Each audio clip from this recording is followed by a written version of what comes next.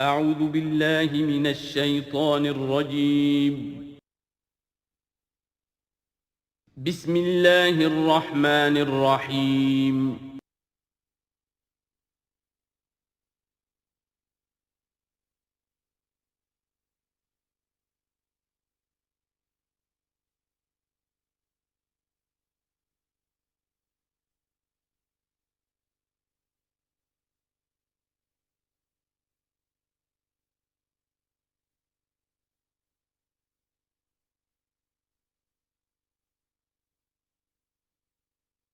اعوذ باللہ من الشیطان الرجیم بسم اللہ الرحمن الرحیم وَلَقَدْ أَرْسَلْنَا نُوحًا إِلَىٰ قَوْمِهِ فَلَبِثَ فِيهِمْ أَلْفَ سَنَةٍ إِلَّا 50 عَامًا فَأَخَذَهُمُ الطُّوفَانُ وَهُمْ ظَالِمُونَ صدق اللہ العظیم رب اشرح لي صدری ويسر لي امری واحلل عقدۃ من لسانی یفقہوا قولی۔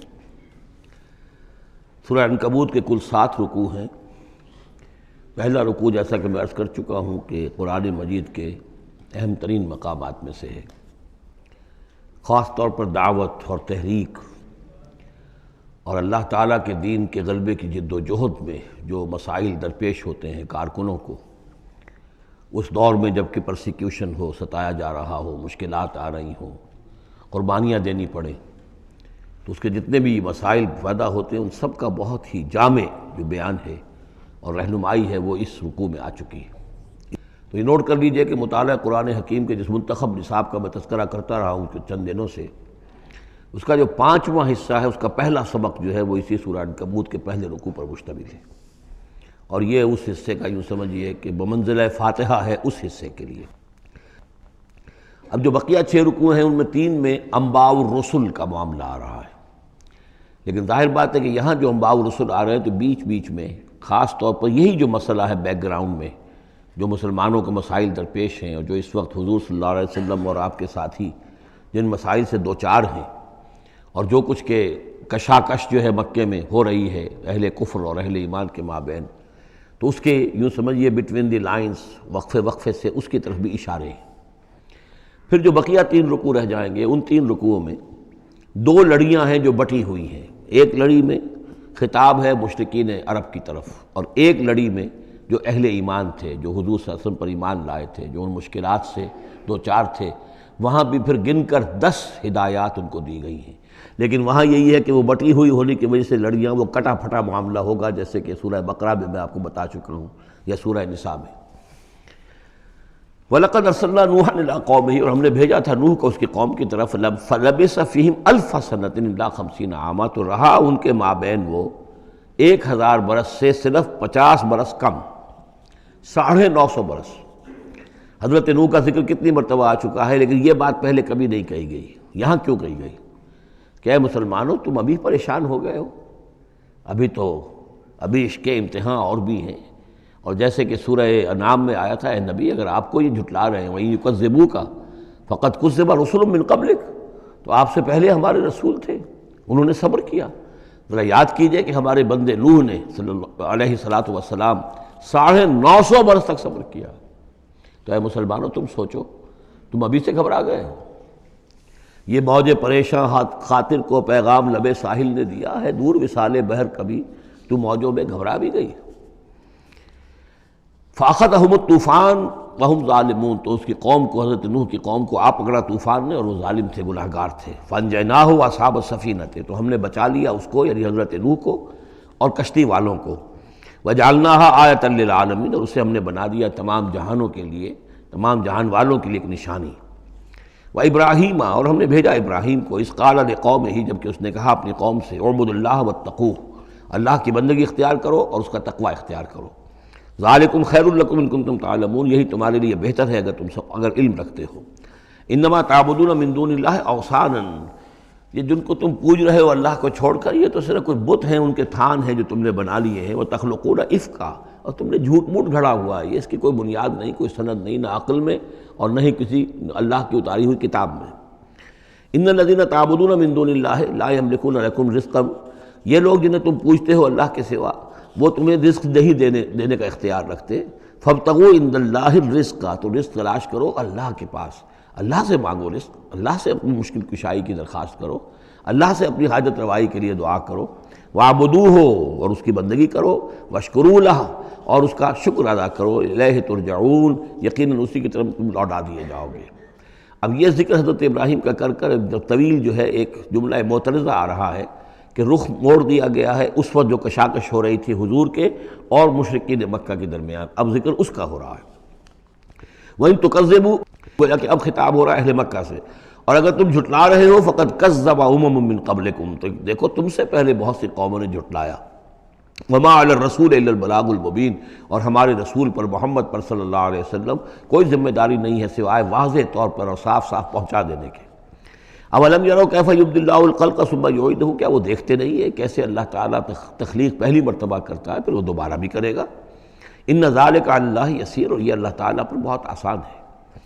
قل سیروا فی الارض فانظروا، اور تو ان سے کہیے کہ ذرا گھومو پھرو زمین میں اور دیکھو کیف بدا الخلق، کیسے اللہ تعالیٰ پہلے تخلیق کیا ہے اس نے خلق کو، ثم اللہ ینشئ النشأۃ الآخرہ، پھر اللہ اٹھائے گا یا اٹھاتا ہے۔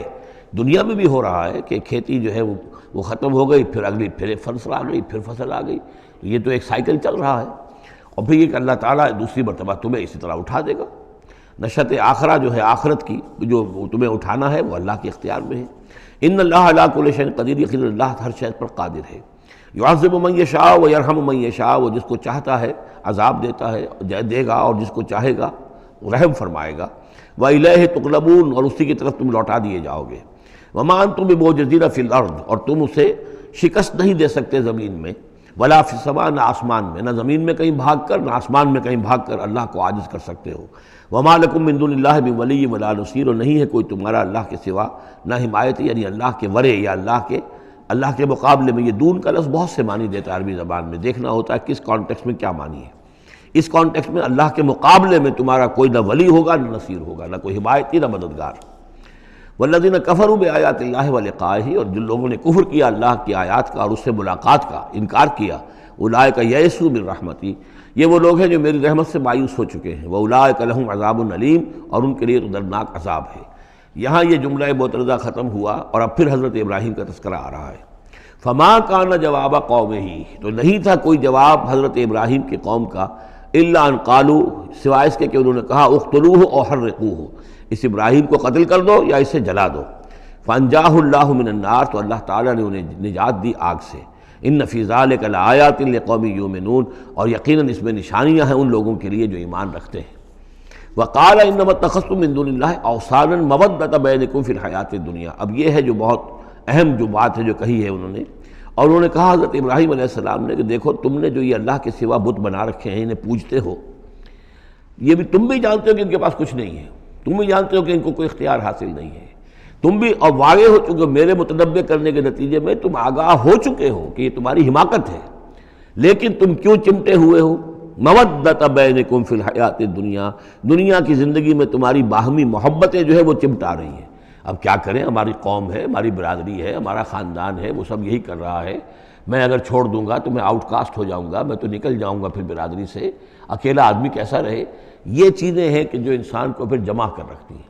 جیسے عصبیت کا ذکر آیا تھا پچھلی صورت میں کہ اب عصبیت نہیں ہونی چاہیے، اسی طریقے سے یہ عصبیت ہی نہیں بلکہ یہ کہ جتنے بھی رشتہ داریاں ہیں، دوستیاں ہیں، کاروبار ہیں، یہ معاملہ جو ہے کہ حق تم پر منکشف ہو چکا ہے، تم جان چکے ہو کہ یہ صرف کوئی شے نہیں ہے یہ تم کر رہے تھے، تمہارے آباء و اجداد نے جو رسمیں ڈالی ہوئی ہیں، اور تمہیں میں نے متنبع کر دیا ہے، تم نے اپنے جیوں میں جھانک کر دیکھ لیا ہے، اپنے گریبان میں جھانک کر دیکھ لیا ہے، اور تم پر یہ بات منکشف ہو چکی ہے کہ جو میں کہہ رہا ہوں وہ ٹھیک ہے، پھر بھی تم جو چمٹے ہوئے ہو اپنے اس نظام کے ساتھ، تو اس کا سبب صرف ایک ہے، وقال انما اتخذتم من دون اللہ اوثانا مودۃ بینکم فی الحیاۃ الدنیا، تمہاری باہمی محبتیں جو ہیں دنیا کی زندگی میں وہ تمہیں چمٹائے رہتی ہیں۔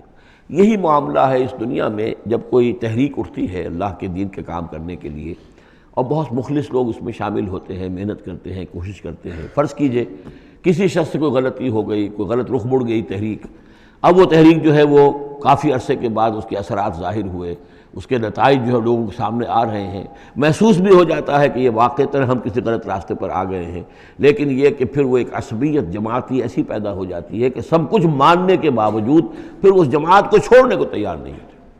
ہماری دوستیاں ہیں، ہماری رشتہ داریاں ہیں، ہمارے کاروباری تعلقات ہیں، یا یہ کہ کچھ لوگوں کے تو اپنے مفادات بھی اس میں شامل ہو جاتے ہیں، اس لیے کہ کچھ عرصے کے بعد ہر جماعت جو ہے وہ ایک فرقہ بن جاتی ہے۔ جیسے کہ آپ کو معلوم ہے کہ اللہ تعالیٰ نے اس امت کے لیے جو ہے وہ 3 چیزوں کا بندوبست کیا ہے ختم نبوت کے خلا کو پر کرنے کے لیے۔ نبوت ختم ہو گئی محمد الرسول اللہ پر، تو جو خلا پیدا ہوا وہ 3 چیزوں سے پر ہوا۔ نمبر 1، قرآن کی حفاظت کا ذمہ اللہ نے لے لیا، جبکہ نہ تورات کا لیا تھا نہ انجیل کا لیا تھا۔ نمبر 2، ہر صدی میں مجددین کے اٹھانے کا اہتمام کر لیا، ایسے لوگ اٹھاتے رہے، نبی تو نہیں ہوں گے، وہی نہیں آئے گی، لیکن وہ دین کو تازہ کریں گے، دین کی حقیقی تعلیمات جو لوگ بھول چکے ہوں گے دوبارہ یاد دلائیں گے، دین کی اصل حقائق کی طرف متوجہ کریں گے۔ اور تیسرا یہ کہ ایک جماعت ضرور قائم رہے گی حق پر، لا تزال فی امتی طائفۃ قائمین علی الحق۔ اب ہوتا کیا ہے، ایک صدی میں کوئی ایک مجدد اٹھا، اس نے ایک محنت کی، کوشش کی، جد و جہد کی، کچھ لوگ اس کے گرد آ گئے، جمع ہو گئے، اعوان و انصار ہو گئے، وہ ایک جماعت بن گئے۔ لیکن یہ کہ اگلی نسل میں کیا ہوگا، یہ لوگ جو آئے تھے اس کے ساتھ، یہ تو آئے تھے فیس ویلیو پر اس کو قبول کرنے کے، یہ دعوت صحیح ہے، لیکن ان کی اولاد اب اس لیے چمٹ رہی ہے کہ ہمارے والد تھے اس جماعت میں۔ اب یہ عصبیت کا ایک سلسلہ شروع ہوا۔ تیسری نسل میں آ کر پھر یہ ہو جاتا ہے، اتنے عرصے میں اس جماعت کا ایک حلقہ بن گیا، اس کے آپس کے دوستیاں ہیں، تعلقات ہیں، لین دین بھی ہے، رشتہ داریاں بھی ہو گئی ہیں، لہذا وہ ایک فرقے کی شکل اختیار کر لیتے ہیں۔ اب اس فرقے کے ساتھ چمٹ کر لوگ رہتے ہیں، لیکن پھر اللہ تعالیٰ کسی اور کو اٹھاتا ہے، اور پھر کوئی اللہ کا بندہ جو ہے اسی کام کو اثر نو شروع کرتا ہے۔ یہی ہوتا آیا ہے، اسی لیے ہر صدی میں مجددین، اس لیے کہ تیسری نسل میں آ کر دعوت جو ہے وہ لازماً اس کے اندر خرابی پیدا ہو جاتی ہے۔ اس لیے کہ حضور نے بھی فرمایا، خیر امتی قرنی ثم الذین یلونہم ثم الذین یلونہم، بہترین میری امت کا دور تو ہے میرا اپنا دور، پھر وہ جو میرے بعد ہیں، اور پھر وہ جو ان کے بعد ہیں۔ تو 3 نسلوں کو آپ نے خیر قرار دیا ہے۔ اس کے بعد ظاہر بات ہے زوال آیا ہے، ہمارے ہاں بھی آیا ہے۔ جب حضور کی قائم کی ہوئی جماعت میں زوال آ گیا تو اور کون ہوگا بڑا سے بڑا شخص کہ جس کی قائم کی ہوئی کسی جماعت میں زوال نہ آئے۔ تو یہ تو چیزیں ہوتی ہیں، لیکن ہر شخص کو ہر وقت دیکھنا چاہیے کہ آج کے دور میں دین کا وہ کام کس کے حوالے اللہ نے کیا ہے، کس کو توفیق دی ہے جو صحیح طریقے پر اس کام کو کر رہا ہے، اور اس کا ساتھ دینا چاہیے۔ کسی جماعتی عصبیت، جس طرح کسی قبائلی عصبیت کے اندر مبتلا نہیں ہونا چاہیے، ایسے ہی کسی جماعتی عصبیت میں بھی مبتلا نہیں ہونا چاہیے۔ یہ ہے وہ اہم بات جو یہاں آئی ہے۔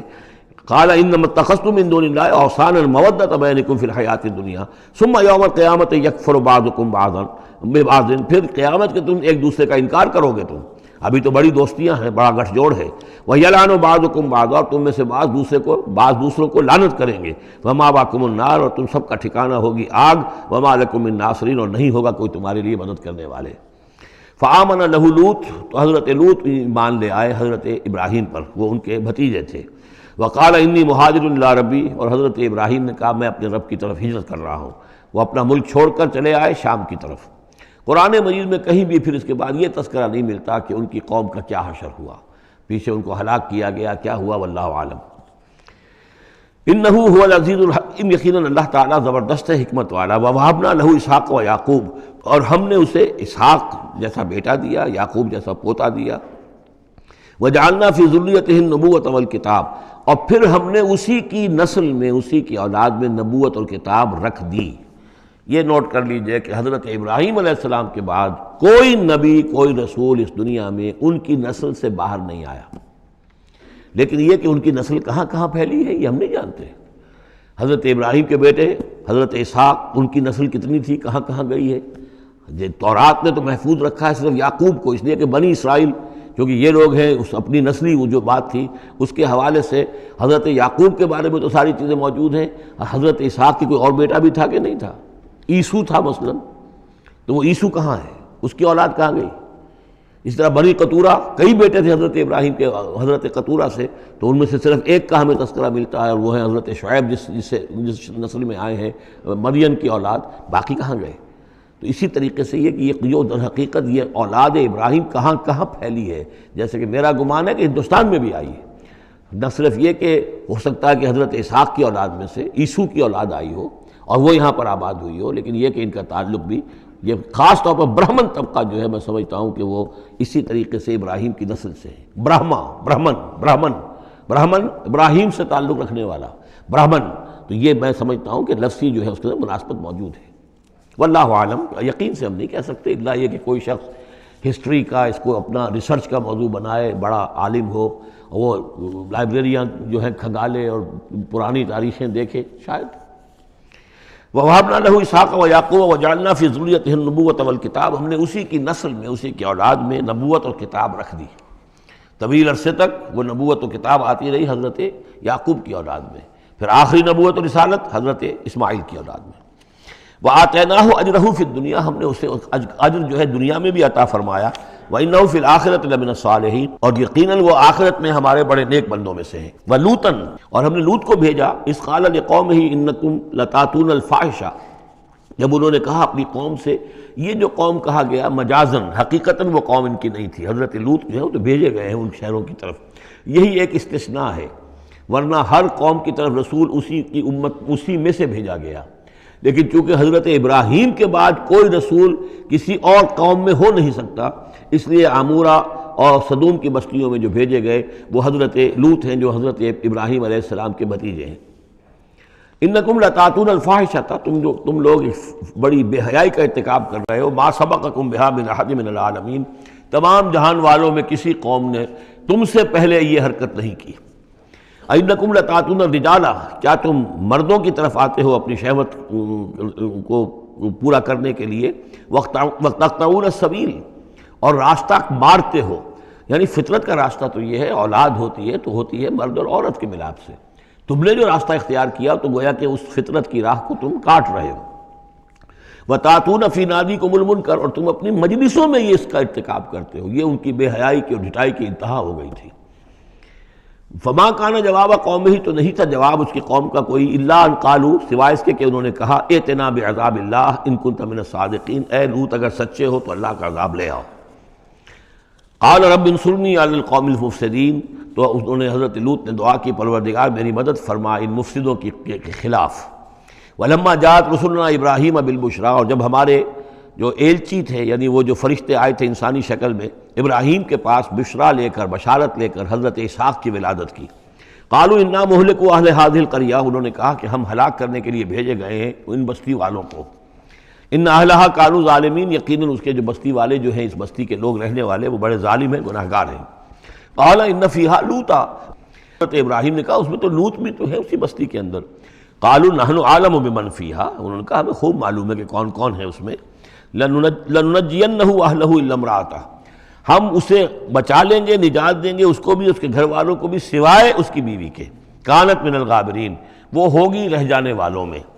ولما ان جاءت رسلنا لوطا، اور جب وہ ہمارے ایلچی جو ہیں وہ پہنچے حضرت لوط کے پاس، سیء بہم، ان کو دیکھ کر وہ پریشان ہوئے، وضاق بہم ذرعا، اور ان کا دل جو بہت تنگ ہوا، خوبصورت لڑکوں کی شکل میں آئے تھے۔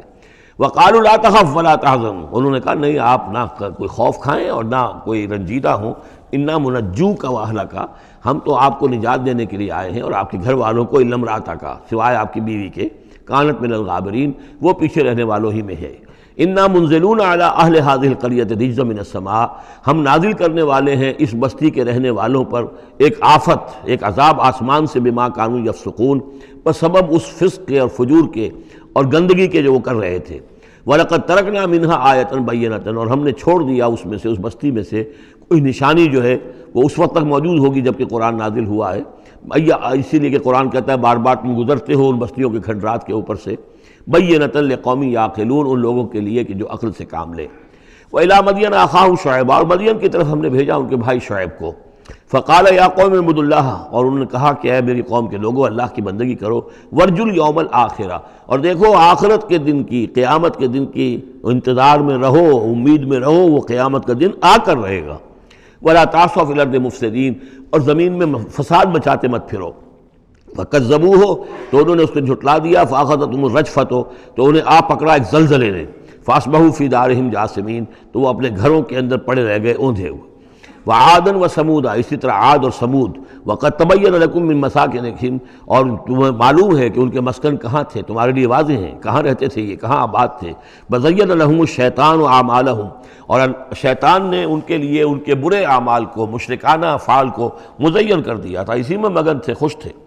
فصدہم عن السبیل، اور روک دیا تھا انہیں اللہ کے صحیح راستے سے، صراط مستقیم سے، جو صراط توحید ہے اس سے۔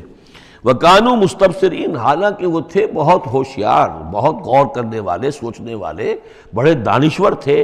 لیکن یہ کہ یہ بڑے دانشور جو ہے کسی جگہ ایسا بھی ہوتا ہے، بہت بڑا عقل مند انسان جو ہے وہ اپنے ناک کے نیچے کے پتھر سے ٹھوکر کھاتا ہے. اور اس کی سب سے بڑی مثال جو ہے وہ ہمارے آج کل کے سائنسدان ہیں. کتنی باریکیاں دیکھ رہے ہیں اس کائنات کی، سب کچھ دیکھ لیا، اللہ نظر نہیں آتا. کہاں سے کہاں دیکھ رہے ہیں، کتنی بڑی بڑی ٹیلیسکوپس ہیں، اور کتنے ٹریلین وہ لائٹ ایئرز کے اوپر دریافت کر رہے ہیں کہ نیا ستارہ وجود میں آ گیا، سب کچھ ہو رہا ہے.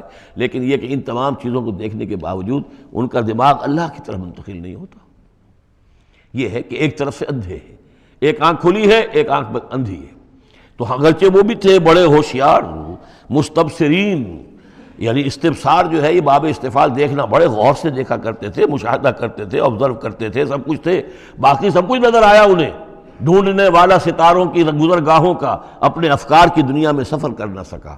وہ ساری جو ہے وہ ستاروں کی گزرگاہیں جو ہے ان کی تحقیق ہو رہی ہے. لیکن یہ کہ میں خود کون ہوں، کہاں سے آیا ہوں، کہاں جا رہا ہوں، میری زندگی کا مال کیا ہے، اس کا مقصد کیا ہے. بس پیدا ہونا، کھانا پینا، جانوروں کی طرح رہنا اور ختم ہو جانا. Is that all? Is death the end of our existence? کیا موت پر ہمارے وجود کا خاتمہ ہو جائے گا؟ تو کیا زندگی ہوئی. عمر دراز مانگ کے لائے تھے 4 دن، 2 آرزو میں کٹ گئے، 2 انتظار میں. کتنا وقت تو گزر گیا. بچپن کے اندر ابھی فہم ہی نہیں تھا، لڑکپن ہے، اس کے بعد نوجوانی ہے، اس کے کچھ اپنے ہی اور جو ہے اس کی کیفیات ہوتی ہیں. جب ذرا ہوش اور شعور آیا ہے، ایک ذرا ہوش میں آنے کے خطا کار ہیں ہم، اور اس کے بعد پھر بڑھاپا آ گیا، اور اس کے بعد جو ہے کہ لا یعلم من بعد علم شیئا. بس یہی زندگی ہے. یہ اشرف المخلوقات ہے، یہ مسجود ملائک کی زندگی یہ ہے؟ نہیں. اصل زندگی تو ہے تو اسے پیمانہ امروز و فردا سے نہ ناپ، جاویداں پہ ہمدماں ہر دم جواں ہے زندگی. وہ زندگی تو ابدی ہے. یہ تو اس کا چھوٹا سا حصہ علیحدہ کر کے ایک امتحانی وقفہ بنا دیا ہے. اسے ایک امتحانی وقفہ ہے، 3 گھنٹے کا نہیں، 30 سال کا صحیح، بس اس کے علاوہ کچھ نہیں. کوانٹیٹیٹو فرق ہے، کوالٹیٹیو نہیں. وَقَارُونَ وَفِرْعَوْنَ وَحَامَانَ، اور ہلاک کیا ہم نے قارون کو بھی اور فرعون کو بھی اور حامان کو بھی. وَلَقَدْ جَاءَهُم مُوسَىٰ بِالْبَيِّنَاتِ، ان کے پاس موسیٰ آئے تھے واضح تعلیمات لے کر. فَاسْتَكْبَرُوا فِي الْأَرْضِ، انہوں نے زمین میں تکبر کیا. وَمَا كَانُوا سَابِقِينَ، لیکن یہ کہ وہ ہماری پکڑ سے بچ کر نکل جانے والے نہیں تھے، ہم سے آگے نہیں نکل سکتے تھے. فَكُلًّا أَخَذْنَا بِذَنبِهِ، ہم نے سب کو پکڑا ان کے گناہوں کی پاداش میں. فَمِنْهُمْ مَنْ أَرْسَلْنَا عَلَيْهِمْ حَاصِبًا، تو ان میں وہ بھی تھے کہ جن پر ہم نے ایسی زوردار ہوا بھیجی جس میں پتھراؤ تھا. وہ ہوا جو ہے ان پر پتھراؤ کر رہی تھی. تو یہ قوم لوط پر بھی ہوا ہے، اور بعض حضرات کے نزدیک قوم عاد پر بھی. سخرها عليهم 7 ليال و8 أيام حسوما فترى القوم فيها صرعا، ایک ایسی تیز آندھی آئی ہے، 7 راتیں اور 8 دن چلتی رہی کہ اس نے اٹھا کر پٹخا ہے. اور اس میں وہ کنکر بھی تھے، وہ بلٹس کا کام کر رہے تھے، جو اور سے بڑے پتھر تھے وہ کام کر رہے تھے، میزائلز کا. تو یہ سب کے سب ہلاک ہو گئے. فمنہم من ارسلنا علیہ حاصبا ومنہم من اخذته الصیحہ، اور ان میں سے وہ بھی تھے کہ جن کو ایک چنگھاڑ نے آ پکڑا. یہ سمود اور اہل مدین تھے. ومنہم من خسفنا به الارض، ان میں وہ بھی تھے کہ جنہیں ہم نے زمین میں دھسا دیا. یہ قارون کا معاملہ ہے جو سورہ قصص میں آ چکا ہے. ومنہم من اغرقنا، اور وہ بھی تھے جنہیں ہم نے غرق کر دیا. اور غرق کرنے کے 2 طریقے ہوئے. ایک تو یہ کہ جو قوم آباد تھی، قوم نوح جہاں تھی، وہی غرق کیا، وہی کا وہی. لیکن یہ کہ ایک یہ ہے کہ فرعون کو اور اس کے فوج کو اور لاؤ لشکر کو ان کے محل سے نکال کر، ان کے شہروں سے نکال کر لا کر اور دریا سمندر میں غرق کیا. وما كان الله ليظلمهم، لیکن اللہ تعالیٰ ان پر ظلم کرنے والا نہیں تھا. ولكن كانوا انفسهم يظلمون، بلکہ یہ تو وہ خود اپنے اوپر ظلم کر رہے تھے. مثل الذين اتخذوا من دون الله اولیاء كمثل العنکبوت، یہ بھی اس حصے کی ان 3 رکوعوں کی بڑی اہم آیت ہے، تمثیل ہے. مثال ان لوگوں کی کہ جنہوں نے اللہ کے سوا کسی کو اپنا حمایتی بنا رکھا ہے. یہ حمایتی غیر مرئی بھی ہو سکتے ہیں، جیسے یہ ہماری دیوی ہے، یہ دیوتا ہے، یہ اس کی کرپا چاہیے، اس کی نظر کرم ہو. یہ ہمارے جو اولیاء اللہ ہیں، ذرا ان کی طرف سے اگر کچھ ہمیں فیض پہنچ جائے. اور یہ بھی ہوتا ہے دنیا میں بھی، مادی اعتبار سے بھی. اور یہ جو بھی کاز اینڈ ایفیکٹ کا سلسلہ، اس کے تحت بھی تو ہم آخر لوگوں کو اپنا دوست سمجھتے ہیں، یہ ہمارے حمایتی ہیں، یہ ہماری مدد کریں گے. لیکن واقعہ یہ ہے کہ سوائے ایک اللہ کی دوستی کے باقی ساری دوستیاں جو ہیں وہ مکڑی کے جالے جتنی بس مضبوط ہیں، اس سے زیادہ نہیں ہے. مثل الذین اتخذوا من دون اللہ اولیاء کمثل العنکبوت، جن لوگوں نے اللہ کو چھوڑ کر کسی اور کو اپنا پشت پناہ اور مددگار بنایا ہے، کسی اور پر توکل ہے، کسی اور پر سہارا ہے، امریکہ ہماری مدد کرے گا۔ وہ جو کچھ سن 71 میں ہوا وہ آپ کو معلوم ہے، وہ بیڑا اس کا جہاز بھی آ رہا تھا، لیکن یہ کہ کوئی مدد ہماری نہیں کی گئی، کوئی نہیں ہے، کوئی کسی کا سہارا بننے والا نہیں ہے۔ سہارا تو اگر کوئی ہے تو وہ اللہ ہے، لیکن اس کو تم نے چھوڑ دیا، اس کو سہارا نہیں بنایا۔ مثل الذین اتخذوا من دون اللہ اولیاء کمثل العنکبوت اتخذت بیتا، یہ بکری بھی تو ایک گھر بناتی ہے، جالا بناتی ہے۔ وَإِنَّ أَوْهَنَ الْبُيُوتِ لَبَيْتُ الْعَنكَبُوتِ، اور سب جانتے ہیں کہ تمام گھروں میں سب سے زیادہ کمزور گھر وہ اس مکڑی کا گھر ہے۔ لَوْ كَانُوا يَعْلَمُونَ، کاش کہ انہیں معلوم ہوتا۔ إِنَّ اللَّهَ يَعْلَمُ مَا يَدْعُونَ مِن دُونِهِ مِن شَيْءٍ، اللہ خوب جانتا ہے کہ جس کو یہ پکار رہے ہیں اللہ کے سوا کوئی شے ہے ہی نہیں۔ وَهُوَ الْعَزِيزُ الْحَكِيمُ، اور وہ زبردست ہے حکمت والا۔ وَتِلْكَ الْأَمْثَالُ نَضْرِبُهَا لِلنَّاسِ وَمَا يَعْقِلُهَا إِلَّا الْعَالِمُونَ، اور یہ مثالیں ہیں کہ جو ہم لوگوں کے لیے بیان کرتے ہیں لیکن نہیں سمجھتے ان سے مگر وہی لوگ کہ جو علم رکھنے والے ہیں۔ خلق اللہ السماوات والارض، اللہ تعالیٰ نے آسمان اور زمین تخلیق فرمائے، بالحق، حق کے ساتھ۔ ان فی ذلک لآیۃ للمؤمنین، یقیناً اس میں نشانی ہے اہل ایمان کے لیے۔ اب یہ جو بقیہ 3 رکوع ہیں 21ویں پارے میں آ رہے ہیں، یہ جیسا کہ میں نے عرض کیا اس میں 2 لڑیاں ہیں بٹی ہوئی۔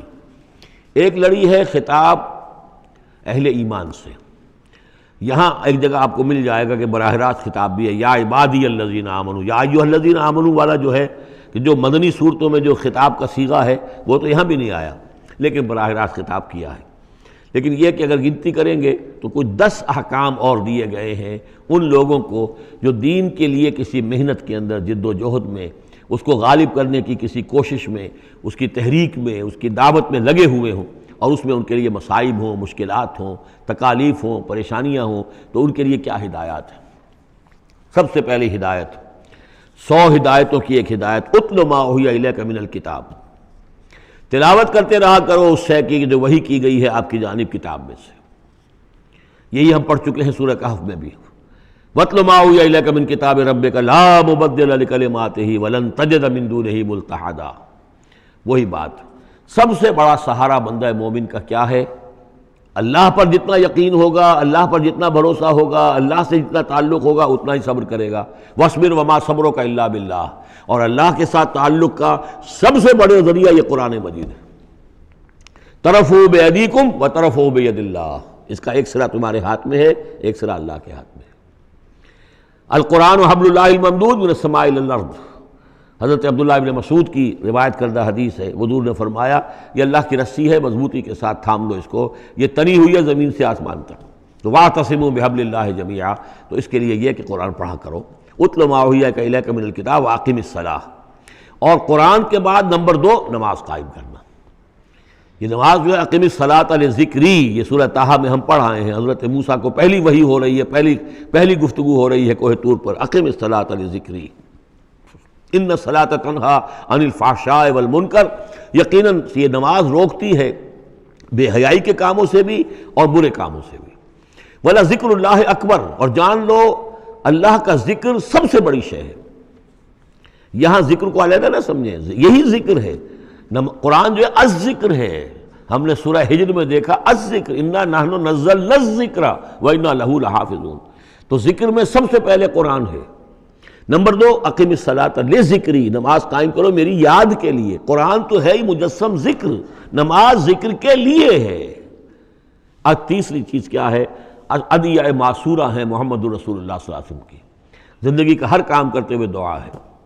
آپ بیت الخلاء میں داخل ہو رہے ہیں تو دعا ہے، نکل رہے ہیں تو دعا ہے، گھر سے باہر جا رہے ہیں دعا ہے، گھر میں داخل ہو رہے ہیں دعا ہے، شیشہ دیکھا ہے تو دعا ہے، کپڑے بدلے ہیں دعا ہے، ہر کام کیجئے وہ، لیکن یہ کہ آپ کا اس وقت اللہ کے ساتھ ذہنی رشتہ قائم رہتا ہے۔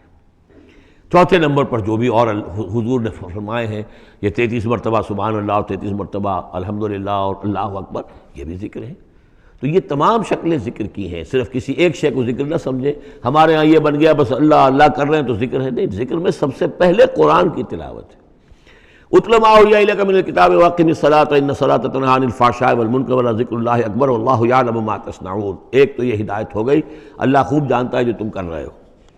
دوسری ہدایت ولا تجادلوا اہل الکتاب الا باللتی ہی احسن، جنہیں پہلے تم سے کتاب دی گئی تھی ان سے جھگڑا مت کرو مگر بہترین طریقے پر، ان سے بات کرو تو بڑے ہی اسلوب سے کرو، خوبصورتی سے کرو، بات کو سمجھانے کے لیے کرو، ان کی توہین نہ ہو کہ جذبات کو آپ بھڑکنے نہ دیں، ان میں حمیت جاہلی جو ہے اپنی امکانیت تک تو کوشش کریں کہ وہ بھڑکے نہ، باقی پھر وہ جو کرتے ہیں اللہ کے ہاں وہ ذمہ دار ہوں گے، لیکن ان سے گفتگو کرو تو بڑے عمدگی کے ساتھ کرو۔ الا الذین ظلموا منہم، سوائے ان کے جو ان میں سے ناانصافی پر تل گئے ہوں۔ اب یہ استثناء جو ہے دو معنی میں ہے، ایک تو یہ ہے کہ اس کا مطلب یہ کہ ان سے مجادلہ کرو ہی نہ، اور دوسرے یہ کہ اگر ان کے ساتھ کسی وقت کوئی سختی بھی کرنی پڑے، کوئی سخت جملہ بھی کہنا پڑے تو اجازت ہوگی، جہاں معلوم ہو جائے کہ یہ ہٹ درمی کے اوپر جو ہے آ گیا ہے تو وہاں اس دونوں کا امکان پیدا ہو جائے گا۔ وَقُولُوا، لیکن تمہیں ان سے کہنا کیا ہے یہ بھی سمجھ لو، تاکہ اب اس کو یہ سمجھیے کہ یہ ہمیں مسلمانوں میں جب کام کرنا ہے، مسلمان سو گئے ہیں، بھول گئے اپنے سبق کو، انہیں یاد دلانا ہے تو اسی انداز میں انہیں یاد دلانا ہے۔ قولوا آمنا بالذی انزل الینا وانزل الیکم، ان سے کہو بھائی ہم تو ایمان رکھتے ہیں اس پر بھی جو تمہاری طرف نازل کیا گیا اور اس پر بھی جو آپ کی طرف نازل کیا گیا۔ وَإِلٰہُنَا وَإِلٰہُکُمْ وَاحِدٌ، اور یہ تو نہیں ہے کہ ہمارا خدا کوئی اور ہے تمہارا خدا کوئی اور ہے، ہمارا الہ اور تمہارا الہ ایک ہی تو ہے۔ وَنَحْنُ لَهُ مُسْلِمُونَ، اور ہم تو اسی کے سامنے فرما بردارانہ اپنا سر جھکا چکے ہیں۔ وَكَذَلِكَ أَنزَلْنَا إِلَيْكَ الْكِتَابَ، اے نبی اسی طرح ہم نے آپ کی جانب کتاب نازل کی ہے۔ فَالَّذِينَ آتَيْنَاهُمُ الْكِتَابَ يُؤْمِنُونَ بِهِ، تو وہ لوگ جنہیں ہم نے کتاب دی ہے، یہود اور نصارہ، ان میں بھی وہ لوگ ہیں جو اس پر ایمان لائیں گے یا جو ایمان لا رہے ہیں، جیسا کہ ہم پڑھ چکے ہیں کہ وہ آئے تھے کچھ لوگ جو حبشہ سے ایک وفد کی شکل میں، اور مکے والوں نے انہیں ستایا بھی، استہزاء بھی کیا، لیکن وہ لوگ وہ تھے جو پہلے حضرت عیسیٰ پر ایمان رکھتے تھے، عیسائی تھے، اور اب محمد پر بھی ایمان رکھتے ہیں، تو اللہ تعالیٰ نے ان کو دوہرا اجر دیا، مرتین۔ وَمِنْ هَؤُلَاءِ مَن يُؤْمِنُ بِهِ، اور ان میں سے یعنی مشرکین مکہ میں سے بھی بہت سے لوگ ہیں جو ایمان لائے ہیں اور بھی لا رہے ہیں یا لائیں گے۔ وَمَا يَجْحَدُ بِآيَاتِنَا إِلَّا الْكَافِرُونَ، اور ہماری آیات کا انکار تو نہیں کرتے سوائے وہی کہ جو ناشکرے ہیں اور جو کفر کر اڑ گئے ہوں۔ اب ایک اور دیکھیے دلیل، اب یہ حصہ جو ہے یہ دوسری ڈوری آ گئی کہ جس میں روئے سخن جو ہے مشرکین کے ساتھ رد و قضا والی بات ہے۔ وَمَا كُنْتَ تَتْلُو مِن قَبْلِهِ مِن كِتَابٍ، ارے نبی آپ تو اس سے پہلے، اس قرآن کے آپ پر نازل ہونے سے پہلے آپ کوئی کتاب پڑھتے ہی نہیں تھے، آپ دنیاوی اعتبار سے پڑھے ہوئے آدمی ہیں ہی نہیں، آپ نے تعلیم حاصل کی نہیں، لکھنا پڑھنا سیکھا نہیں۔ وَلَا تَخُطُّهُ بِيَمِينِكَ، نہ ہی آپ اپنے داہنے ہاتھ سے کچھ لکھتے تھے، کوئی کتاب لکھتے تھے، نہ پڑھتے تھے نہ لکھتے تھے۔ اِذًا لَارْتَابَ الْمُبْطِلُونَ، تو اس شکل میں تو ان کو جو اس کو باطل قرار دے رہے ہیں یہ لوگ جو جھوٹے کہہ رہے ہیں محمد کو، اس شکل میں تو پھر ان کے پاس کوئی کا کوئی شک کرنے کی گنجائش ہو جاتی کہ یہ بڑا لکھنے پڑھنے والے آدمی تھے، مشق کرتے کرتے بہت اچھی چیزیں بھی لکھنے لگے ہیں، اب ان کی زبان جو ہے منج گئی ہے، قلم جو ہے وہ منج گیا ہے، لہذا اب قرآن جیسی شے بھی تصنیف کر لی انہوں نے۔ اگر پہلے سے یہ عمل ہوتا، لیکن تم تو جانتے ہو کہ ہمارے اس نبی محمد نے صلی اللہ علیہ وسلم انہوں نے تو کبھی لکھنا پڑھنا سیکھا ہی نہیں۔ وَمَا كُنْتَ تَتْلُو مِن قَبْلِهِ مِن كِتَابٍ، نبی آپ تو نہیں پڑھا کرتے تھے اس کتاب سے پہلے کوئی کتاب۔ وَلَا تَخُطُّهُ بِيَمِينِكَ، اور نہ آپ اسے اپنے داہنے ہاتھ سے لکھتے تھے۔ اِذًا لَارْتَابَ الْمُبْطِلُونَ، تب تو ان لوگوں کو شک کرنے کی گنجائش پیدا ہو جاتی۔ بل هُوَ آیات بینات فی صدور الذین اوتوا العلم، بلکہ یہ تو آیات بینات ہیں بڑی روشن ان لوگوں کے سینوں میں جنہیں علم دیا گیا ہے، وہ جانتے ہیں سابقہ جو کتابوں والے ہیں۔ وَمَا يَجْحَدُ بِآیاتِنَا إِلَّا الظَّالِمُونَ، اور ہماری آیات کا انکار نہیں کرتے مگر وہی جو ظالم ہیں۔ وَقَالُوا لَوْلَا أُنزِلَ عَلَيْهِ آیَاتٌ مِّن رَّبِّهِ، اور وہ کہتے ہیں کہ کیوں نہیں نازل کی جاتی ان کے اوپر کوئی نشانیاں ان کے رب کی طرف سے، وہی باتیں جو مستقل طور پر چلی آ رہی ہیں۔ قُلْ إِنَّمَا الْآيَاتُ مِنْ اللَّهِ، نبی کہہ دیجئے نشانیوں کا اختیار کل کا کل اللہ کے ہاتھ میں ہے۔ وَإِنَّمَا أَنَا نَذِيرٌ مُّبِينٌ، اور میں تو صرف واضح طور پر خبردار کر دینے والا ہوں۔ أَوَلَمْ يَكْفِهِمْ أَنَّا أَنزَلْنَا عَلَيْكَ الْكِتَابَ يُتْلَىٰ عَلَيْهِمْ، کیا ان لوگوں کے لیے یہ نشانی کافی نہیں ہے کہ اے محمد ہم نے آپ پر یہ کتاب نازل کر دی ہے جو ان کو پڑھ کر سنائی جا رہی ہے؟ کیا یہ قرآن معجزہ نہیں ہے؟ کتنی مرتبہ ان کو چیلنج کیا گیا اس قرآن جیسی ایک صورت ہی بنا لاؤ، 10 صورتیں بنا لاؤ، کیا یہ معجزہ نہیں ہے؟ کیا یہ عاجز نہیں آ چکے ہیں؟ اولم یکفہم، تو کیا یہ نشانی ان کے لیے کافی نہیں؟ اگر تو حق کا طالب ہو، ہدایت کا طالب ہو تو یہ نشانی بھی کافی ہے۔ اولم یکفہم انا انزلنا علیک الکتاب یتلی علیہم ان فی ذلک لرحمۃ وذکری لقوم یؤمنون، یقیناً اس میں رحمت ہے اور یاد دہانی ہے، تذکیر ہے ان لوگوں کے لیے کہ جو مانتے ہیں۔ قل کفی باللہ بینی و بین شہیدا بینکم شہیدا، کہہ دیجئے میرے اور تمہارے درمیان اللہ کافی ہے بطور گواہ، وہ جانتا ہے کہ اس نے مجھے رسول بنایا ہے، وہ جانتا ہے کہ قرآن اس نے مجھ پر نازل کیا ہے۔ یعلم ما فی السماوات والارض، وہ جانتا ہے جو کچھ کہ آسمانوں میں ہے اور زمین میں ہے، والذین آمنوا بالباطل، اور وہ لوگ جو باطل پر ایمان رکھتے ہیں، وکفروا باللہ، اور اللہ کا کفر کرتے ہیں، اولئک هم الخاسرون، یقیناً وہی لوگ ہوں گے جو خسارے پانے والے ہیں۔ وَيَسْتَعْجِلُونَكَ بِالْعَذَابِ، یہ جلدی مچا رہے ہیں کہ لے آؤ عذاب، وَلَوْلَا أَجَلٌ مُّسَمًّى، اور اگر پہلے سے ایک وقت معین طے نہ ہو چکا ہوتا، لَجَاءَهُمُ الْعَذَابُ، تو پھر ان پر عذاب آ چکا ہوتا، وَلَيَأْتِيَنَّهُمْ بَغْتَةً، اور وہ ان پر آئے گا تو اچانک آئے گا، وَهُمْ لَا يَشْعُرُونَ، اور انہیں پتہ بھی نہیں ہوگا۔ یستعجلونک بالعذاب، یہ نبی پھر دوبارہ یہ الفاظ آئے، نوٹ کیجئے، بہت لطیف بات ہے، یہ عذاب کی جلدی مچا رہے ہیں۔ وَإِنَّ جَهَنَّمَ مُحِيطَةٌ بِالْكَافِرِينَ، حالانکہ جہنم ان کا احاطہ کر چکی ہے۔ یہ ایسے ہی ہے کہ جیسے کسی شہر کے باہر دشمن آ چکا ہو اور اس نے محاصرہ کر لیا ہو، شہر والوں کو پتہ ہی نہ ہو۔ تو اس طریقے سے وہ چونکہ غیر مرئی ہے، جہنم نظر نہیں آ رہی، ورنہ حقیقت میں تو جہنم ان کا احاطہ کر چکی ہے۔ یوم یغشاہم العذاب، جس دن کے عذاب ان کو آ کر ڈھانپ لے گا، ان پر چھا جائے گا، من فوقہم و من تحت ارجلہم، ان کے اوپر سے بھی اور ان کے نیچے سے بھی، ان کے قدموں کے نیچے سے بھی۔ وَيَقُولُ ذُوقُوا مَا كُنتُمْ تَعْمَلُونَ، اور پھر کہا جائے گا چکھو اپنے کرتوتوں کا مزہ۔ اب یہاں وہ تیسری ہدایت آ رہی، دو پہلے میں نے گنوائی تھی، اُتْلُ مَا أُوحِیَ إِلَیکَ مِن کتاب ربک، من الکتاب وَأَقِمِ الصَّلَاةَ إِنَّ الصَّلَاةَ تَنْہَىٰ عَنِ الْفَحْشَاءِ وَالْمُنکَرِ وَلَذِکْرُ اللہِ أَکبر۔ دوسری وَلَا تُجَادِلُوا أَهْلَ الْکِتَابِ إِلَّا بِالَّتِی هِیَ أَحْسَنُ إِلَّا الَّذِینَ ظَلَمُوا مِنْہُمْ۔ اب دیکھیے تیسری، یا عبادی الذین آمنوا ان ارضی واسعۃ فایای فاعبدون، اے میرے وہ بندو جو ایمان لائے ہو۔ پورے مکی قرآن میں یہ آیت ہے، براہ راست خطاب، اور یا آئے گی آگے چل کر یا عبادی الذین اسرفوا علی انفسہم، بس۔ یا ایھا الذین آمنوا، یہ مکی مدنی دور کی اصطلاح ہے۔ یا عبادی الذین آمنوا، بڑا اس میں جو ہے نا بڑی عنایت ہے، شفقت ہے، اے میرے وہ بندو جو مجھ پر ایمان لائے ہو۔ ان ارضی واسعۃ، میری زمین بڑی کشادہ ہے، کیا معنی ہے؟ اگر مکے میں تم پر تمہارا قافیہ تنگ کر دیا گیا ہے، اگر مکے میں زندگی تمہارے لیے محال کر دی گئی ہے توحید پر رہتے ہوئے، چھوڑ دو اس مکے کو۔ یہ ہجرت کا اشارہ ہے، در حقیقت ہجرت حبشہ جو ہے یہ اس کی طرف رہنمائی ہے اس آیت کے اندر، کہ چلے جاؤ، اگر یہاں برداشت سے باہر ہو رہا ہے، تمہارے لیے ناقابل برداشت اگر ہو رہا ہے یہاں کا معاملہ، اور نہیں مزید تو ہندر پاتے، تو اس ملک کو چھوڑ، اس جگہ کو چھوڑ دو۔ یا عبادی الذین آمنوا ان ارضی واسعۃ، میری زمین بڑی کشادہ ہے، فایای فاعبدون، پس صرف میری ہی بندگی کرو۔ چوتھی ہدایت، کل نفس ذائقۃ الموت، دیکھو موت تو آنی ہی آنی ہے، آج آ جائے کل آ جائے، آج نہ آئے کل آ جائے گی۔ آخر عمار اور یاسر کو ابو جہل نے اگر فرض کرو کہ ذبح کر دیا ہے، تو فرض کیجئے کہ چند دن اور جیتے تو موت تو پھر بھی آنی تھی نا۔ تو کل نفس ذائقۃ الموت، اگر یہ بات ذہن میں رہے کہ موت تو آنی ہی آنی ہے، آج نہیں تو کل، تو پھر بھی انسان جو ہے اس کے اندر ہمت بنی رہے گی کہ میں خام خواہ اپنی زندگی بچانے کے لیے حق کو چھوڑوں اور باطل سے ساز باز کروں، اس سے مصالحت کروں۔ ثم الینا ترجعون، اور پھر تم ہماری طرف لوٹا دیے جاؤ گے۔ پانچویں بات، والذین آمنوا وعملوا الصالحات لنبوئنہم من الجنۃ غرفا، ہمارے اس وعدے پر پختہ یقین رکھو کہ جو ایمان لائیں گے اور نیک عمل کریں گے، ہم لازماً ان کو جگہ دیں گے اس جنت کے بالا خانوں میں، جو سورہ فرقان کے آخری رکوع میں آیا تھا، اولئک یجزون الغرفۃ بما صبروا، انہیں غرفہ بالا خانہ ملے گا۔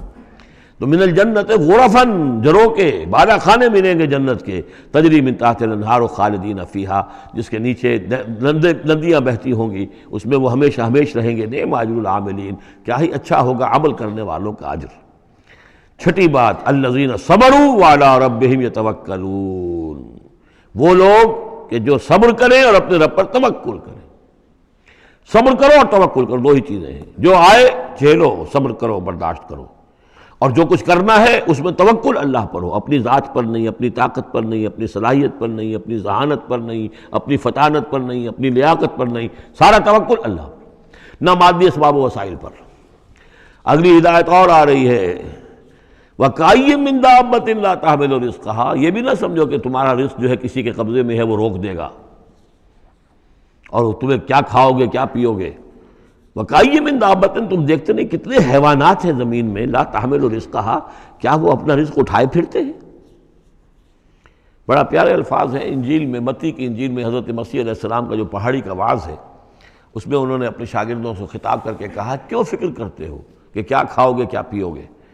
جنگل کی چڑیوں کو نہیں دیکھتے؟ نہ وہ کاشت کرتی ہیں، نہ ہل چلاتی ہیں، نہ بیج بوتی ہیں، نہ فصل کاٹ کر کہیں رکھتی ہیں، نہ کھتے بھرتی ہیں، پھر بھی میں تم سے کہتا ہوں کہ وہ خالی پیٹ صبح گھر سے نکلتی ہیں، شام کو آسودہ ہو کر آ جاتی ہیں۔ تو جو رب تمہارا جو رب ان کو چڑیوں کو کھلا رہا ہے وہ تمہیں نہیں کھلائے گا؟ اور کیوں فکر کرتے ہو کہ کیا پہنو گے، لباس کہاں سے ملے گا؟ جنگل کی سوسن کو نہیں دیکھتے کہ جتنا خوبصورت لباس اس کو اللہ نے دیکھ رکھا ہے؟ یہ جو بھی پودے ہیں اور جو پھول ہیں ان کے، تو سلیمان بھی اپنی ساری شان و شوکت کے باوجود ویسا ملبس نہ تھا، ویسا خوبصورت لباس تو سلیمان کو بھی میسر نہیں تھا جو اللہ نے ان پھولوں کو دے رکھا ہے۔ تو غور کرو، جو وہ زمین کی اس گھاس پھوس کو اور ان پودوں کو اس قدر حسین لباس دے رہا ہے، عمدہ لباس دے رہا ہے، جو ابھی ہیں اور کل نہیں ہوں گے، یا یہ کہ کاٹ کر اور وہ چولہوں میں جلا دی جائے گی گھاس، تو کیا وہ تمہیں نہیں پہنائے گا؟ لیکن تم یقین نہیں کرتے۔ توکل اور ایمان، یہ دونوں چیزیں ساتھ ساتھ جائیں گی۔ جتنا اللہ پر ایمان ہے اتنا ہی توکل ہوگا، جتنا ایمان کمزور ہے توکل بھی نہیں ہو سکے گا۔ تو الذین صبروا علی ربہم یتوکلون وکأی من دابۃ لا تحمل رزقہا، یہ سارے جو ہیں چوپائے اپنا رزق لیے نہیں پھرتے، اللہ یرزقہا وایاکم، اللہ انہیں بھی رزق دیتا ہے، تمہیں بھی دے گا، وہو السمیع العلیم، اور یقیناً وہ سب کچھ سننے والا جاننے والا ہے۔ ایسا نہیں کہ اسے معلوم نہ ہو کہ میرا بندہ بھوکا ہے، میرا وفادار، میرا سپاہی، میرے دین کے لیے کام کرنے والا، اسے یہ معلوم نہ ہو کہ اس کو احتیاج ہے، اس کی کوئی ضرورت ہے۔ وہ نہ معلوم کس کے دل میں ڈالے گا کہ جو اس کے لیے ذریعہ بنا دے گا اس کو، اور اس کی ضرورت پوری ہو جائے گی۔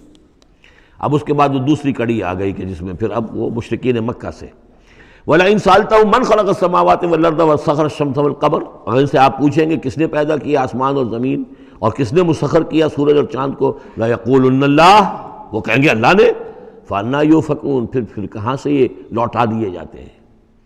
اللہ یبسط الرزق لمن یشاء من عبادہ ویقدر لہ، یہ اللہ ہی ہے کہ جو اپنے بندوں میں سے جس کے لیے چاہتا ہے رزق کو کشادہ کر دیتا ہے، اور جس کے لیے چاہتا ہے ماپ تول کر دیتا ہے، کم کر دیتا ہے۔ ان اللہ بکل شیء علیم، یقیناً اللہ تعالیٰ ہر چیز پر ہر چیز کا علم رکھتا ہے۔ وَلَئِن سَأَلْتَهُم مَّن نَّزَّلَ مِنَ السَّمَاءِ مَاءً فَأَحْيَا بِهِ الْأَرْضَ مِن بَعْدِ مَوْتِهَا، اور اگر آپ ان سے پوچھیں گے کس نے برسایا آسمان سے پانی اور زندہ کیا زمین کو اس کے مردہ ہو جانے کے بعد، لَيَقُولُنَّ اللَّهُ، وہ کہیں گے فوراً اللہ نے کیا۔ قُلِ الْحَمْدُ لِلَّهِ، کہو پھر کل حمد کل شکر بھی اللہ ہی کے لیے ہے، بل اکثرہم لا یعقلون، لیکن یہ لوگ ان کی اکثریت عقل سے کام نہیں لیتی۔ اب اگلی اور ہدایت آ رہی اہل ایمان کے لیے، وما هذه الحیاۃ الدنیا الا لہو ولعب وان الدار الآخرۃ لہی الحیوان لو کانوا یعلمون۔ دیکھو مسلمانوں، یہ دنیا کی زندگی تو کھیل کود کے سوا کچھ نہیں، کھیل ہے، کچھ جی کا بہلا لینا ہے، یہ ڈرامہ ہے جو ہو رہا ہے۔ یہاں بادشاہ ہوتا ہے کچھ عرصے کے لیے بادشاہ، جیسے ڈرامے میں بادشاہ ہوتا ہے، لیکن جب مرے گا تو کیا وہ بادشاہت کہاں رہ جائے گی؟ ایسے ہی ڈرامے سے نکل آئے گا، لباس اتار دے گا، تو ایک ایکٹر کا ایکٹر ہے، چاہے وہ فقیر تھا پہلے اس ڈرامے کے اندر، اور دوسرا ایکٹر جو ہے بادشاہ تھا، باہر نکل کر 3 گھنٹے کے بعد دونوں کے دونوں ایک جیسے ہیں، اور وہ نہ وہ بادشاہ بادشاہ ہے، نہ وہ فقیر فقیر ہے۔ یہ ہے عارضی سا ہے، لیکن یہ کہ ان الدار الآخرۃ لہی الحیوان، یقیناً آخرت کا گھر وہ ہے اصل زندگی، زندگی وہ ہے۔ لو کانوا یعلمون، کاش کہ ہمیں معلوم ہوتا، لو کننا نعلم، کاش کہ ہمیں معلوم ہوتا۔ یہ بھی نوٹ کر دیجئے، آخرت کو صرف مان لینا کہ ہاں آخرت ہے، بعث بعد الموت ہے، یہ کافی نہیں ہے، یہ معلوم ہو کہ اصل زندگی وہی ہے۔ میں نے جو اس کی تشبیہ جو ہے بیان کی ہے بعض مواقع پر، کہ ایک کتاب ہوتی ہے، اس کا دیباچہ بھی ہوتا ہے، اس کا کوئی ضمیمہ بھی ہوتا ہے، چھوٹا سا ضمیمہ۔ ہمارا جو تصور ہے وہ یہ کہ اصل کتاب زندگی تو یہ دنیا کی زندگی ہے، ہاں ایک ضمیمہ اب لگا ہوا ہے آخرت کا، اس کی اہمیت ہمارے نزدیک اتنی ہے، ضمیمہ ہے بس، دنیا کی زندگی اصل زندگی ہے۔ ہونا کیا چاہیے کہ یہ دنیا کی زندگی تو دیباچہ ہے، اصل کتاب جو ہے وہ آخرت کی زندگی ہے۔ یہ ریشو پروپورشن کم سے کم، حالانکہ ویسے تو فائنائٹ اور انفائنائٹ کے درمیان کوئی ریشو پروپورشن ہو ہی نہیں سکتی، ایک لامحدود زندگی اور ایک محدود زندگی، کیا اس میں ریشو پروپورشن ہوگی؟ لیکن یہ کہ پھر بھی اگر کوئی کرنی ہے تو دیباچہ اور کتاب زندگی اصل موت کے بعد کھلے گی، یہ دیباچہ ہے، یہ مقدمہ ہے۔ ہم نے کیا سمجھا ہے اصل زندگی، کتاب زندگی یہ ہے، ہاں ایک ضمیمہ بھی اس کے ساتھ ہے جس کا نام آخرت ہے۔ فَإِذَا رَكِبُوا فِي الْفُلْكِ، پھر انہی مشرکین سے پھر خطاب ہو رہا ہے، اور یہ مضمون کئی بار آ چکا ہے۔ جب یہ سوار ہوتے ہیں کشتی میں دعوا اللہ مخلصین لہ الدین، تو پھر یہ اللہ ہی کو پکارتے ہیں اس کے لیے اپنی اطاعت کو خالص کرتے ہوئے. فلما نجاہم الی البر، اور جب اللہ تعالیٰ انہیں نجات دے دیتا ہے خشکی کی طرف، اذا ہم یشرکون، تو پھر یہ شرک کرنا شروع کر دیتے ہیں. لیکفروا بما آتیناہم، تاکہ یہ ناشکری کریں اور کفر کریں ہماری دی ہوئی نعمتوں کی، ولیتمتعوا، اور تاکہ بس مزے اڑا لیں. فسوف یعلمون، پھر یہ جان لیں گے. الہاکم التکاثر حتی زرتم المقابر کلا سوف تعلمون ثم کلا سوف تعلمون. اصل حقیقت اس وقت کھلے گی. اولم یروا انا جعلنا حرما آمنا، یہ پھر اہل ایمان سے کہا جا رہا ہے، کیا یہ دیکھتے نہیں کہ ہم نے حرم کو ان کے لیے امن کی جگہ بنا دیا ہے. وَيُتَخَطَّفُ النَّاسُ مِنْ حَوْلِهِمْ، اور لوگ جو ہیں اچک لیے جاتے ہیں ان کے ارد گرد سے. باقی عرب کے اندر تو امن و امان تھا ہی نہیں.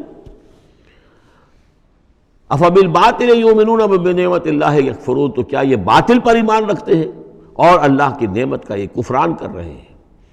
وَمَنْ أَظْلَمُ مِمَّنِ افْتَرَىٰ عَلَى اللَّهِ كَذِبًا أَوْ كَذَّبَ بِالْحَقِّ لَمَّا جَاءَهُ، اس شخص سے بڑا ظالم اور کون ہوگا جس نے کوئی چیز گھڑ کر اللہ کی طرف منسوب کر دی، اور اسی طرح وہ شخص کہ جس نے اللہ کی طرف سے آئے ہوئے حق کی تکذیب کر دی جبکہ اس کے پاس آیا. یہ دونوں ہم بدن جرم ہیں.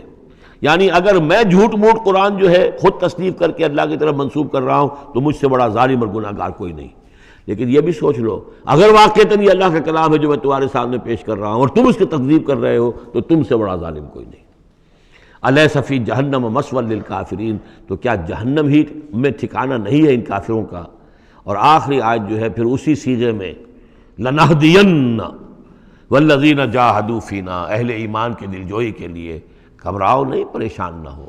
والذین جاہدوا فینا لنہدینہم سبلنا، وہ لوگ کہ جو ہماری راہ میں جہاد کریں، محنت کریں، کوشش کریں، جد و جہد کریں، قربانیاں دیں، اظہار کریں، انہیں مطمئن رہنا چاہیے ہمارا پختہ وعدہ ہے، مؤکد وعدہ ہے، ہم لازماً ان کی رہنمائی کریں گے اپنے راستوں کی طرف. لَنَهْدِيَنَّهُمْ سُبُلَنَا وَإِنَّ اللَّهَ لَمَعَ الْمُحْسِنِينَ، اور یقیناً اللہ تعالیٰ ساتھ ہے اہل احسان کے، جو اللہ تعالیٰ کے پر ایمان اور یقین اس درجے کا رکھتے ہوں اور اس کے لیے تن من دھن لگانے کے لیے تیار ہوں، تو اللہ ان کے ساتھ ہے. یعنی اللہ کی نصرت ساتھ ہے، اللہ کی مدد ساتھ ہے، اللہ کی تائید ساتھ ہے. سورۃ الروم، بسم اللہ الرحمن الرحیم. الف لام میم، غلبت الروم فی ادنی الارض وهم من بعد غلبهم سیغلبون فی بضع سنین، للہ الامر من قبل ومن بعد ویومئذ یفرح المؤمنون بنصر اللہ ینصر من یشاء وهو العزیز الرحیم. وعد اللہ لا یخلف اللہ وعدہ ولکن اکثر الناس لا یعلمون. یہ سورہ روم جو ہے اس میں آغاز میں جو مضمون آیا ہے وہ اس اعتبار سے بہت اہم ہے کہ ایک تاریخی پس منظر بھی ہے اس کا، اور ایک بہت بڑی پیشن گوئی تھی کہ جو ان آیات میں کی گئی تھی کہ جو پھر صحیح ایگزیکٹلی جیسے کہ پیشن گوئی اللہ نے کی تھی ان آیات میں وہ پوری ہوئی.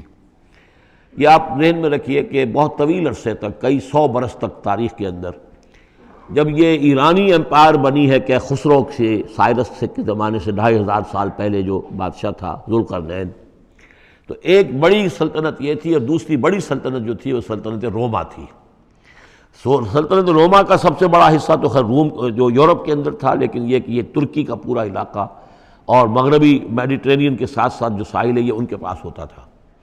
ان دو حکومتوں میں جیسے سی سو ہوتا ہے، جھولا جھول رہی تھی تاریخ. کبھی ایرانیوں میں کوئی زوردار طاقتور بادشاہ اٹھا باصلاحیت، اس نے حملہ کیا اور رومیوں کو دھکیل دیا وہ یورپ کے اندر اور ایشیا خالی کرا لیا. کبھی رومیوں میں کوئی زبردست طاقتور کوئی بادشاہ اٹھا جو کہ جس کے اندر صلاحیت تھی، وہ آ کر ایرانیوں کو دھکیلتا ہوا پیچھے لے جاتا تھا. تو اس طریقے سے یہ سی سو جو ہے یہ کئی 100 برس تک جاری رہا. حضور کی بعثت کے زمانے میں ایسا معاملہ ہوا ہے کہ سن 614 میں، 602 سے لے کر 614 تک، اور حضور کی ولادت ہوئی ہے 571 میں، یعنی جب حضور کی عمر 31 برس تھی اس سے لے کر اور 45 برس کی عمر تک ایک مسلسل جنگ چلی ہے ان دونوں کے مابین، روم اور ایران کی. لیکن سن 614 میں ایک بڑی زبردست شکست دی کیخسرو پرویز. کیخسرو ثانی وہ اپنے آپ کو کہتا تھا، پہلا کیخسرو تو تھا ذوالقرنین اور ثانی میں ہوں. اب بہرحال یہ ایک بڑا باصلاحیت حکمران تھا. اس نے شکست دی ہے رومیوں کو بہت بری طرح. شام میں، اب یہ چونکہ رومی عیسائی ہو چکے تھے، سن 300 عیسوی میں یہ عیسائی ہو چکے تھے. یروشلم ان کا مقدس مقام تھا، لیکن نام رکھا ہوا تھا ایلیا. سن 70 میں جو یروشلم کو انہوں نے برباد کیا تھا، تو اس کے بعد ہیڈریان ایک رومن ایمپرر تھا جس نے کہ دوبارہ آباد کیا یروشلم کو، اور لیکن اس کا نام بدل دیا، اب یروشلم نہیں تھا یہ، اس کا نام تھا ایلیا۔ ایلیا میں ان کی وہ صلیب بھی تھی جو ان کے عقیدے کے مطابق حضرت مسیح علیہ السلام کو جس پر صلیب دی گئی تھی، ان کا مقدس مقام تھے یہ۔ ان سب سے بھی ان کو کھدیڑ دیا، تقریباً ترکی سے بھی نکال دیا، استنبول جو ہے قسطنطنیہ، اس پر بھی اندیشہ ہوا کہ شاید ایرانی حملہ کر دیں گے۔ اس حد تک رومیوں کا حال پتلا ہو گیا۔ اب ہو یہ رہا تھا کہ جو عرب میں مکے میں ادھر حضور کی دعوت ہے، شروع ہو چکی ہے، 5 برس ہو گئے حضور کو دعوت دیتے ہوئے، یا یہ کہ 15 برس ہونے کو آئے ہیں، لیکن ہوتا یہ تھا کہ یہ مشرکین مکہ یہ سمجھتے تھے کہ ایرانی تو ہمارے بھائی ہیں، وہ مشرک ہیں، آتش پرست ہیں، اور یہ نصرانی جو ہیں، یہ عیسائی جو ہیں، یہ مسلمانوں کے قریب تر ہیں، اس لیے کہ یہ عیسیٰ کو ماننے والے، موسیٰ کو ماننے والے، تو یہ لوگ جو ہیں ان سے قریب ہیں۔ تو وہ بغلے میں جا رہے تھے کہ مسلمانوں تمہارے جو ساتھی ہیں یا تم جیسے جو لوگ ہیں، تمہارے قریب کے لوگ پٹ رہے ہیں، دیکھو ہمارے ساتھی جو ہیں وہ بڑے فتح مند ہو رہے ہیں، وہ آگ کے پوجنے والے، وہ مشرک جو نہ موسیٰ کو مانتے ہیں، نہ عیسیٰ کو مانتے ہیں، نہ تورات کو مانتے ہیں، نہ انجیل کو مانتے ہیں، انہوں نے تمہارے ان ساتھیوں کو کس طریقے سے کھدیڑ دیا ہے، شکست دی ہے۔ تو اس پر مسلمانوں کو صدمہ ہوا، اس پر یہ آیات نازل ہوئی کہ اگرچہ اس وقت تو فی الواقع صورت کی بن گئی ہے، لیکن چند ہی سالوں کے اندر یہ صورت بدل جائے گی، اور یہ کہ رومیوں کو غلبہ حاصل ہو جائے گا، یہ پیشن گوئی کی گئی۔ اس پر پھر حضرت ابوبکر صدیق نے کسی کافر مشرک سے ایک شرط بھی مان لی کہ اگر یہ قرآن کی پیشن گوئی درست ثابت ہوئی تو تم مجھے 100 اونٹ دو گے، اور اگر غلط ثابت ہوئی تو پھر میں تمہیں 100 اونٹ دوں گا۔ لیکن حضور انہوں نے کیا تھا شاید 3-4 سال کی یہ عہد کیا تھا، حضور نے کہا نہیں، بضع کا لفظ آ رہا ہے اس میں کہ چند سالوں کے اندر، بضع کا لفظ جو ہے وہ 9 تک اطلاق ہوتا ہے، تو 9 سال کو رکھو، اور شرط جو ہے دوبارہ اپنی اس 9 سال کے حوالے سے اونٹوں کی تعداد بھی بڑھا دی گئی، لیکن یہ کہ پھر شرط کی مدت 9 سال ہو گئی۔ لیکن 9 سال کے 9ویں سال ہی وہ جو ہے وہ جو پیشن گوئی قرآن کی تھی کہ وہ صحیح ثابت ہوئی۔ ہرقل جو تھا، ہرقل اعظم، اس نے پھر لمبا چکر دیا، بجائے اس راستے سے آنے کے وہ بحیرہ کیسپین کی طرف سے ہو کر، پیچھے سے ہو کر آیا ہے، اور سرپرائز اٹیک کیا اس نے ایران پر، اور بڑی زبردست شکست دی ایران کو، اور اپنی شکست کا بدلہ چکا لیا، اور یہ سارا علاقہ شام وغیرہ کا جو ہے وہ اس نے واگزار کرا لیا۔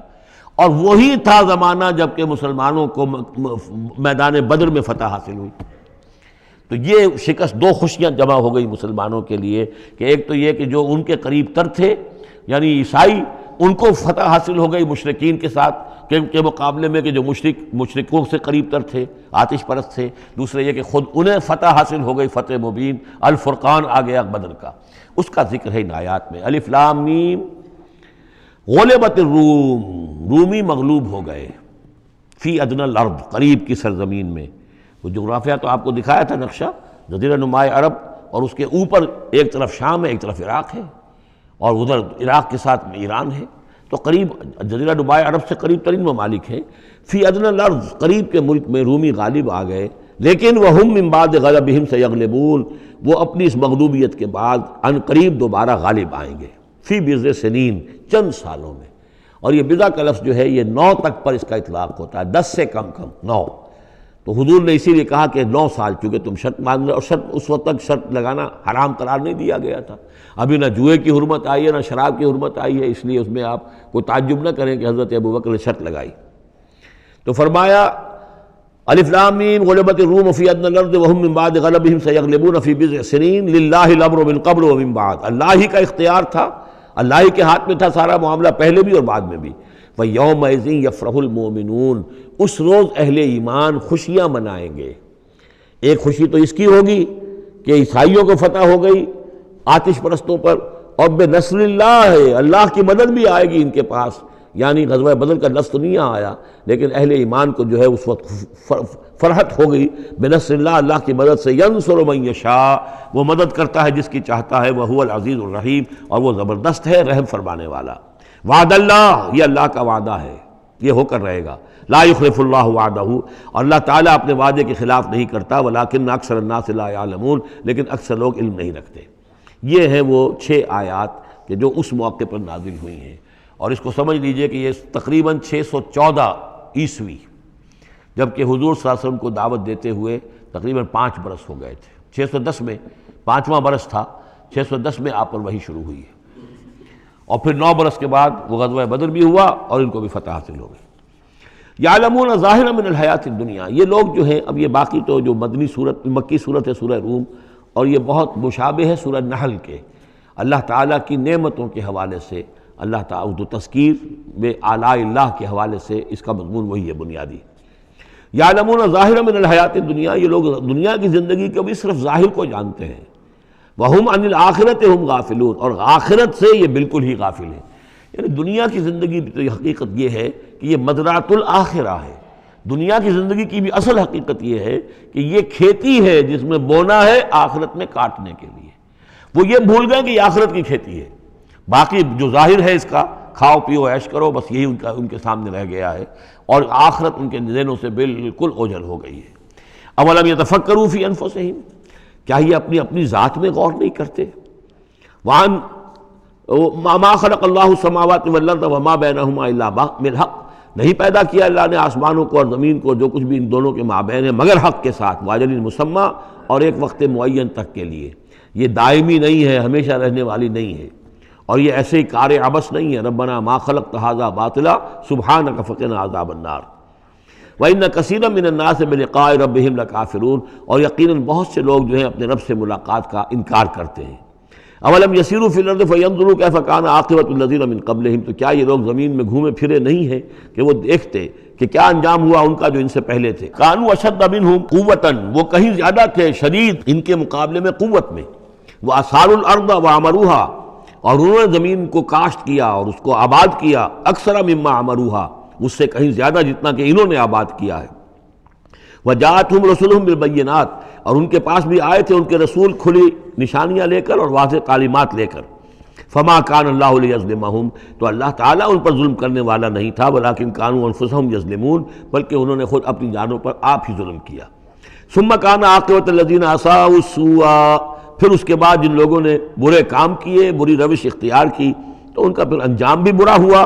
ان کذبوا بآیات اللہ، انہوں نے اللہ تعالیٰ کی آیات کو جھٹلایا، وکانوا بہا یستہزئون، اور وہ اس کا ٹھٹھا کرتے رہے۔ اللہ یبدأ الخلق ثم یعیدہ، اللہ تعالیٰ ہی نے، اللہ تعالیٰ پہلی مرتبہ پیدا کرتا ہے، ثم یعیدہ، یعیدہ بار بار آیا ہے، اس کا ترجمہ کہیں میں حال میں کر رہا ہوں اور کہیں مستقبل میں۔ فعل مضارع جو عربی زبان میں وہ دونوں کو کور کرتا ہے۔